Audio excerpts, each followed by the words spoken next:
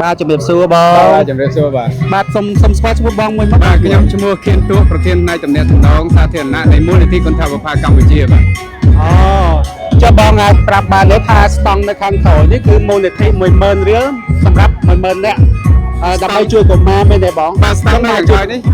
បាទស្តង់នៅខាងក្រោយនេះគឺជាស្តង់របស់មូលនិធិគន្ធវិភាគកម្ពុជាហើយមូលនិធិគន្ធវិភាគកម្ពុជានេះមានបេសកកម្មគៀកថវិកាបរិច្ចាគពីសប្បុរសជននានាដើម្បីរួមគ្នារក្សានិរន្តរភាពនៃកិច្ចដំណើរការរបស់មន្ទីរពេទ្យគន្ធវិភាគទាំងនៅសៀមរាបទាំងនៅភ្នំពេញយើងបង្កើតកម្មវិធីនៅទីនេះគឺដើម្បីគ្រប់គ្រងយុទ្ធនាការ 10000 រៀល 10000 នាក់ឆ្នាំ 2025 របស់មូលនិធិគន្ធវិភាគកម្ពុជា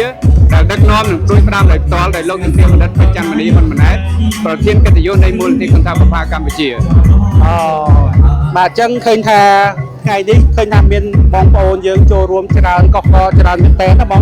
អញ្ចឹងបងមានជាអីចង់ផ្ដាំផ្ញើដល់បងប្អូនដែលទស្សនាតាមវីដេអូនេះដែរទេបងបាទសូមជម្រាបជូនថា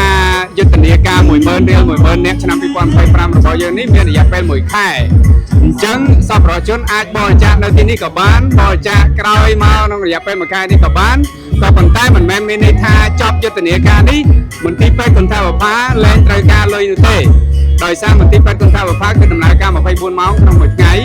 30ថ្ងៃក្នុងមួយខែហើយ365ថ្ងៃក្នុងមួយឆ្នាំ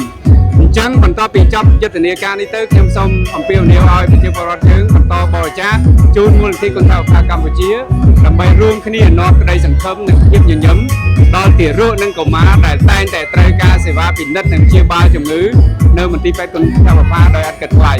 ហើយប្រកបដោយគុណភាពនិងមិនមានការរើសអើងខ្ញុំបាទជាយុវជនម្នាក់ឬក៏ជាប្រជាពលរដ្ឋម្នាក់ដូចថាឥឡូវហ្នឹងខ្ញុំចង់បរិច្ចាគអញ្ចឹងខ្ញុំធ្វើម៉េចបងបាទសម្រាប់សប្បុរសជនទាំងអស់ដែលចង់បរិច្ចាគគឺបច្ចុប្បន្ននេះយើងសហការជាមួយធនាគារដៃគូចំនួន16អាចបរិច្ចាគតាមរយៈ QR code QR code ឬក៏តាមរយៈស្តង់នេះតែម្ដងក៏ប៉ុន្តែស្តង់នេះមានតែថ្ងៃនេះទេចឹង QR code គ្រប់ធនាគារទាំងអស់គឺអាចបរិច្ចាគបានឲ្យតែនៅក្នុងកុងរបស់យើងមានលុយគឺអាចបរិច្ចាគបានពេលណាក៏បានដែរចប់យុទ្ធនាការក៏ដោយចុះបងមួយទៀតខ្ញុំលឺលហៀលមុនហ្នឹងខ្ញុំដើរកាត់ហ្នឹងខ្ញុំលឺថាដូចបរិច្ចាគទៅដូចមានកម្មវិធីអីចាប់រង្វាន់ចាប់អីទេបងបរិច្ចាគចាប់រង្វាន់ហ្នឹងសម្រាប់តែនៅទីនេះទេអញ្ចឹងនៅស្តង់នេះបរិច្ចាគឲ្យយើងដើម្បីលើកទឹកចិត្តដោយសារគាត់បរិច្ចាគដើម្បីកុមារអញ្ចឹងគាត់មានកូនអញ្ចឹងបរិច្ចាគទៅចាប់រង្វាន់បានតុក្កតាបានអីហ្នឹងយកឲ្យកូនគាត់បាទអញ្ចឹងបរិច្ចាគបានក៏បានដែរបាទបានក៏បានដែរយើងមាន8អាកងនេះដើម្បីចាប់រង្វាន់ពិតជាល្អមែនតើនេះគឺជាការលើកទឹកចិត្តបាទលើកទឹកចិត្តដល់បងប្អូនយុវជនយុវនារីក៏ដូចជាបងប្អូនដែលគាត់កំពុងតែមក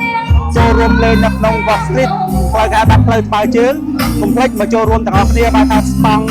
បាក់យើងគឺនៅខាងមុខវត្តអូណាឡោមែនបាទគឺងាយស្រួលរកទេចំកណ្ដាលតែម្ដងបាទអញ្ចឹងសូមអរគុណបង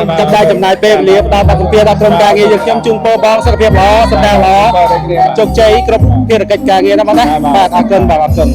ជើងកុំភ្លេចមកចូលរួមបរិច្ចាគទាំងអស់គ្នាណាបងប្អូនបាទការបរិច្ចាគគឺទទួលបានគេហៅថាកាដូអនុស្សាវរីយ៍ក៏ដូចជាសិភៅព័ត៌មាននេះសម្រាប់បងប្អូនដែលចង់ស្វែងយល់លម្អិតក៏អាចមើលសិភៅនេះបន្ថែមទៀតបានដែរបាទសូមអរគុណបងប្អូនណា